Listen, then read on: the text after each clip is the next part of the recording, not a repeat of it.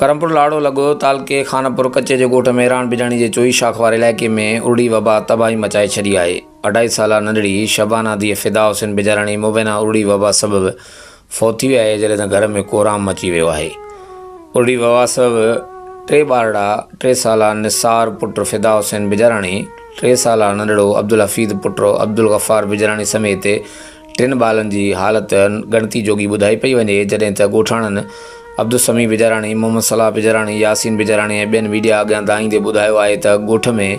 तक़रीबन 50 जे लॻभॻि ॿारनि में उड़ी जो वायरस पकड़ियल आहे। काफ़ी भेरा शिकारपुर खानपुर सिहत अमले के इतला ऐं अपीलूं करण बावजूदि सिहत खाते जी का बि टीम मुतासिरा कच्चे जे ॻोठ मेहरान बिजाणी में चोई शाख वारे इलाइक़े में न पहुती आहे।